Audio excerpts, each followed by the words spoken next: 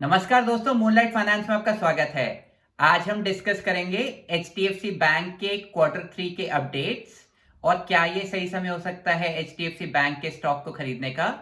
इसके अलावा हम डिस्कस करेंगे ज्योति सीएनसी ऑटोमेशन के आईपीओ के बारे में और क्या इसमें हमें सब्सक्राइब करना चाहिए या नहीं। चलिए चर्चा शुरू करते हैं।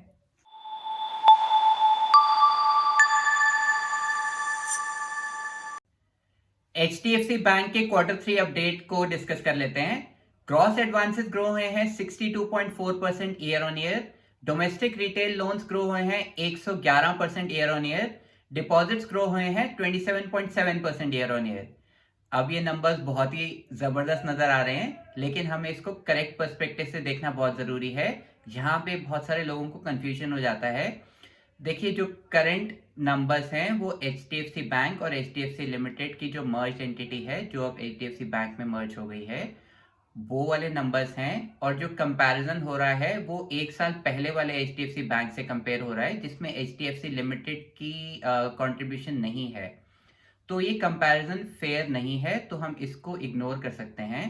हमें जो फेयर कंपैरिजन होगा वो क्वार्टर ऑन क्वार्टर होगा, क्योंकि पिछली बार भी एचडीएफसी बैंक ने HDFC bank plus HDFC limited की कंबाइंड एंटिटी के नतीजे ही पेश करे थे। तो क्वार्टर ऑन क्वार्टर देखें तो gross advances quarter on quarter grow हुए हैं 4.9%। डोमेस्टिक रिटेल लोन्स ग्रो हुए हैं 3% और डिपॉजिट्स ग्रो हुए हैं 1.9%।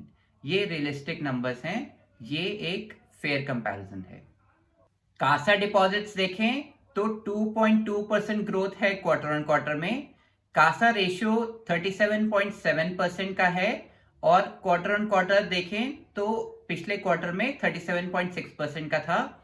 रिटेल डिपॉजिट्स ग्रो हुए हैं 2.9% क्वार्टर ऑन क्वार्टर से। इसमें quarter on quarter is a fair comparison. Bank branches काफी अच्छी रेट से बढ़ रहे हैं। वैल्यूएशंस बैंक की काफी फेवरेबल हैं। HDFC bank generally in valuations पे मिलता नहीं है, तो यहां से price to book expansion possible है, तो पीबी एक्सपेंशन पॉसिबल है और कंपनी ग्रोथ कर रही है। हालांकि ग्रोथ बहुत एक्साइटिंग नजर नहीं आ रही है, बट ग्रोथ है कंपनी में और आने वाले समय में ग्रो कर सकती है। एक स्ट्रैटेजी जो आपको ध्यान देनी होगी एचडीएफसी बैंक की, वो है काउंटर सिक्निकल लेंडिंग अप्रोच। अब ये क्या होती है, अगर हम देखें तो 2004 से लेके 2008 में एचडीएफसी बैंक ने रिटेल लोन्स पे फोकस किया था। बाकी सारे बैंक्स इंफ्रास्ट्रक्चर लोन्स पे फोकस कर रहे थे। तो इस स्ट्रैटेजी ने कि बाकी बैंक्स जिस कैटेगरी को चेस कर रहे हैं, एचडीएफसी बैंक ने एक डिफरेंट कैटेगरी को चेस किया, तो ये स्ट्रैटेजी उनके लिए काफी अच्छी साबित हुई।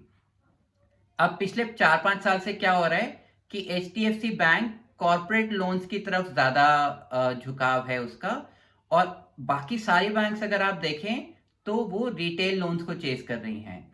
तो ये जो काउंटर सिक्निकल लेंडिंग अप्रोच है एचडीएफसी बैंक की, अब ये देखना होगा आने वाले समय में किस तरह से ये बैंक के ग्रोथ में फेवरेबल होती है या नहीं। ग्रोथ इस क्वार्टर में बहुत एक्साइटिंग नजर नहीं आ रही है, लेकिन अगर आप लॉन्ग टर्म इन्वेस्टर हैं, अगर आप एक वैल्यू इन्वेस्टर हैं और आपके लिए 15 to 20% ग्रोथ काफ़ी रहती है एक स्टॉक में, तो आप इसको डेफिनेटली स्टडी कर सकते हैं। लार्ज कैप आईटी स्टॉक्स के रिजल्ट्स आने वाले हैं, अर्निंग सीजन की शुरुआत होने वाली है। टीसीएस और इन्फोसिस जनवरी 11 को अपने नतीजे पेश करेंगे। एचसीएल टेक, विप्रो और टेक महिंद्रा 12 जनवरी को अपने नतीजे पेश करेंगे। टू बी ऑनेस्ट, मैं कुछ फायरवर्क्स एक्सपेक्ट नहीं कर रहा हूँ। इन कंपनीज के रिजल्ट्स में बहुत एक्साइटिंग कुछ नजर नहीं आ रहा है। देखते हैं कैसे आते हैं इनके नतीजे। इससे पहले हम आगे बढ़ें, वीडियो को लाइक कर दीजिए, शेयर कर दीजिए। अगर चैनल में नए हैं तो चैनल को सब्सक्राइब कर दीजिए। हम जो भी डिस्कशन कर रहे हैं सिर्फ एजुकेशनल पर्पसेस के लिए है। अगर आप कोई इन्वेस्टमेंट डिसीजन लेना चाहते हैं, अपने एडवाइजर से कंसल्ट करके अपना ड्यू डिलिजेंस करके ही लीजिएगा। ज्योति सीएनसी ऑटोमेशन का आ गया है आईपीओ। आइए कंपनी के बारे में ब्रीफली जान लेते हैं। इनकॉर्पोरेट हुई थी जनवरी 1991 में। ये एक मैन्युफैक्चरर है और सप्लायर है सीएनसी मशीन्स की। सीएनसी क्या मतलब? सीएनसी मतलब computer numerical control. CNC machines क्या होती हैं? मेटल कटिंग के काम आती हैं। Instead of cutting metal manually, ये मशीन्स की सहायता से, कंप्यूटर प्रोग्राम की सहायता से मेटल कटिंग होता है। बेसिकली जो मैन्युफैक्चरिंग ऑटोमेशन रहता है उसमें ये मशीन सहायता करती हैं। कंपनी इंडिया बेस्ड है और मार्केट शेयर इसका 10% है। ऑर्डर बुक काफ़ी अच्छी है और 1/3 रेवेन्यू इनका एरोस्पेस और डिफेंस सेक्टर से आता है। ये सेक्टर्स अभी काफ़ी लाइमलाइट में हैं। कंपनी के फाइनेंशियल्स देख लेते हैं। एसेट्स देखें तो 1388 करोड़ थे मार्च 21 में, जो घट के 1286 करोड़ रह गए मार्च 22 में और बढ़ के मार्च 2023 में 1515 करोड़ के हो गए। रेवेन्यू लगातार बढ़ रहा है जो अच्छी बात है, बट जो देखने वाली बात है वो है प्रॉफिट आफ्टर टैक्स के नंबर्स।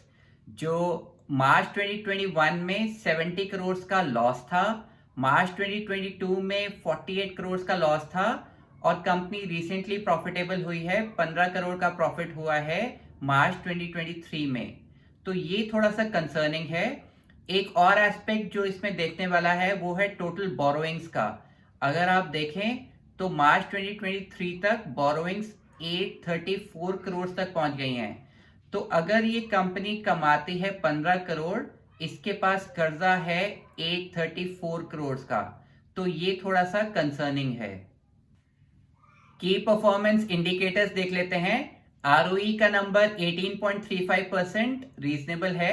आरओसी इतना इंटरेस्टिंग नहीं है 9.5% पे। डेट टू इक्विटी बहुत हाई है 10.17, ये बहुत ही कंसर्निंग नंबर है। वैल्यूएशंस अगर आप देखें तो 300 टाइम्स ट्रेलिंग पी निकल के आ रहा है। वैल्यूएशंस काफी एक्सपेंसिव नजर आ रही हैं। ग्रे मार्केट प्रीमियम देखें तो 20s में था और ये बढ़ के 30% तक हो गया था, बट अब ये वापस 22% पे आ गया है। हमने पिछले कुछ आईपीओस में देखा है कि ग्रे मार्केट प्रीमियम बहुत तेजी से गिर भी जाता है, तो ये भी एक थोड़ा सा कंसर्निंग नजर आ रहा है। देखिए, ग्रोथ प्रोस्पेक्ट्स कंपनी के लॉन्गर टर्म में शायद अच्छे हो सकते हैं, वो देखना होगा कि कंपनी कैसे डिलीवर करती है, लेकिन रिस्क्स काफी ज्यादा नजर आ रहे हैं मुझे इस पर्टिकुलर आईपीओ में, तो मैं इसमें सब्सक्राइब नहीं करने वाला हूं। आपका क्या व्यू है कमेंट में लिख के बताइए। Happy investing, see you in the next video. अगर आपको ये वीडियो पसंद आया तो आप इसको लाइक कीजिए और इसी तरह के यूज़फुल वीडियोस के लिए चैनल को सब्सक्राइब कीजिए।